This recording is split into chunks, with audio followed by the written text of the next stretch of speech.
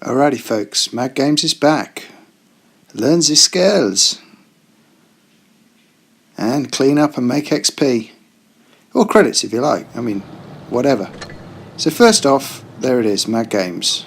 Far right.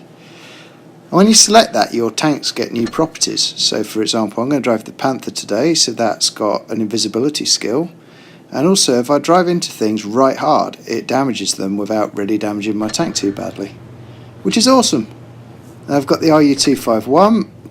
That can restore itself by shooting other tanks and also restore your teammates. At the same time, if you put the radical of your gun on an opposing tank, the damage going into it from your teammates will be much higher.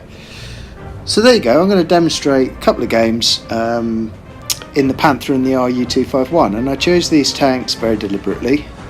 One is because I'm grinding for E50 and the Leo PTA, but two is because normally they're not that strong a tank, and yet you put them in this situation in the Mad Games, and suddenly they become very fun vehicles to drive indeed. And I've been having a ball in these tanks today, playing a lot of games in them and winning a heap, because I think the player base can't really cope with the additional, I don't know, functionality provided by Mad Games on top of trying to drive the tanks. So if you know what you're doing, you can clear up. So here we go. I'm going to go invisible and cap.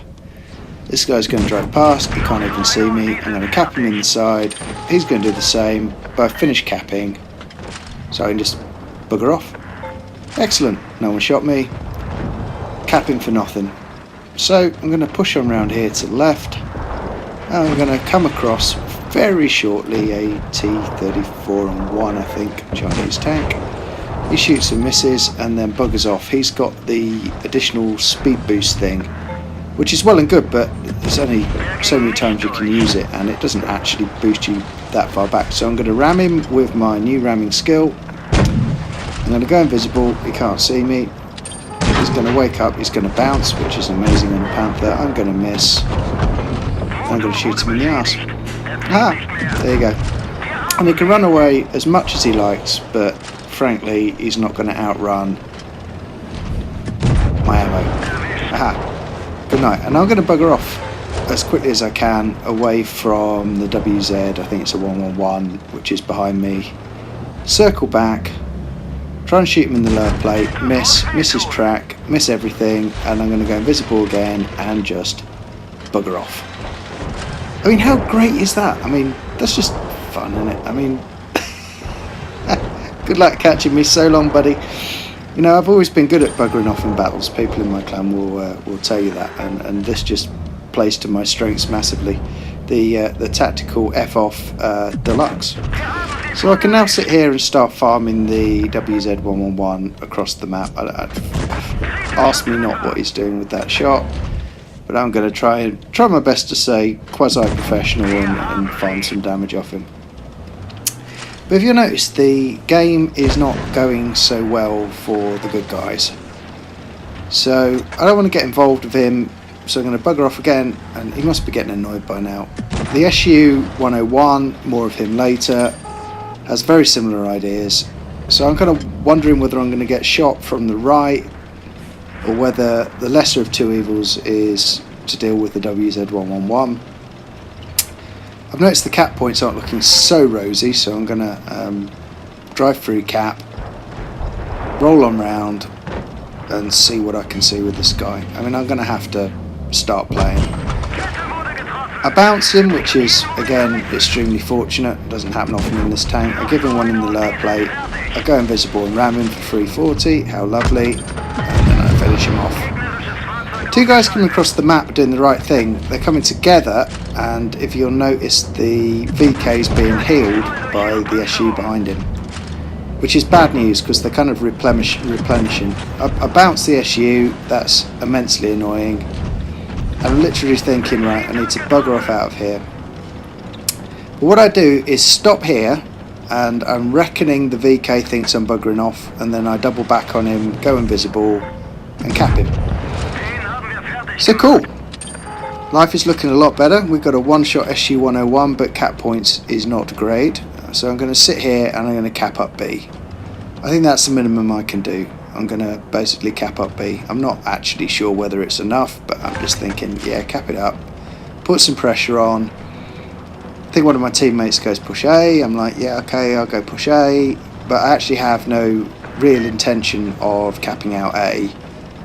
I'm just going to go have a look at it. What I'm actually going to do is try and finish this SU off, because time be ticking. We're almost up to 900 cap points now. I know exactly where he is, and I'm just going to push after him. I notice my skill has reset, so I can go invisible and also accelerate at the same time, which is pretty damn cool.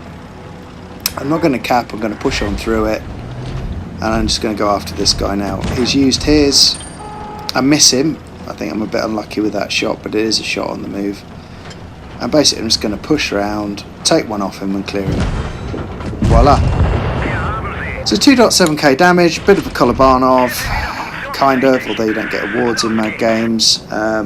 Just a load of fun, really. But you can see how you can use the invisibility thing in Mad Games to really good effect. You know, you can use it, frankly, just to bugger off when you're in a bad situation or a 1-on-3 or whatever the hell it may be. It's bloody cool. So the second game I'm going to show you is going to be in the Ru251, as I recall. And basically, I wanted to show it because it shows the regeneration skill. It also shows quite nicely the using the radical to focus targets for your team. And also, watch to the end if you watch nothing else. The end is absolutely hysterical. There's some really funny bloody stuff that goes on, which you should watch because it is just superb.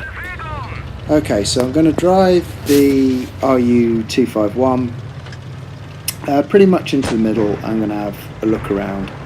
The Dracs have very much the same idea, and the Drac in this game has a very good game and is extremely helpful throughout. So thanks, buddy, you were great. So I'm just going to sit here, see what pops, like basically camping bush and a light tank using the camo. Not a lot so far. Yeah, we've got an IS-5 which is unusually kind of placed over there. That's fine, no worries. And then we're going to see in a minute a CDC pushing round, and the Drac's also got his head on a spin as well, so we both know exactly what's happening. So I'm going to push around, just sit on this corner, wait for him to come, track him, and circle of death him. And the Drac gets the same idea, and we'll meet in the middle and do the worst circle of death in the history of circle of deathing, but I'd say. So we're pushing on into the CDC. I'm targeting him the whole time, so the Drac's doing higher damage, as you'll see. Lovely roll, 333 at the end. Drac knows how to play. He's fixed me up nice. I've shot him back, but he's already full health anyway, so that's all good. And we're going to push on round, and then we notice a IS-5 down there. Drac restores my health some more, thanks buddy. Shoot the IS-5, that restores my health even more, and my RU is now nearly pretty much back to full health. Helped even more by the fact that I actually bounced a shot off the IS-5, which is... So I'm pretty much nearly back to full health. I can push around if I don't dunk a shot into the ground because I'm not paying attention. I can push around the side of the IS-5, take one off him, cap him on the side, he's going to get clear. There we go. Lovely jubbly, and we're all going to push around. Okay, side of a Land Walrus. Yeah, there is.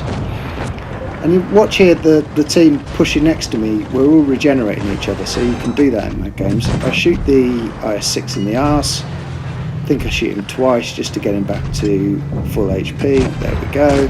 And everyone can push into the Tiger. I feel a bit sorry for that lad. It's in a bit of a sandwich. We finish him off, no problems at all. And this is where it gets just bloody funny. So we all push around the corner. I notice the KV4. He's a bit low health, so I'll give him a hand. There, bud. Look where the WZ is.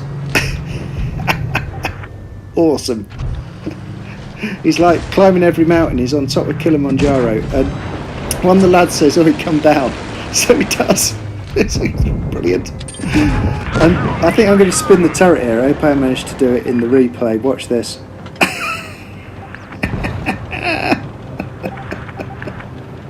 Outstanding.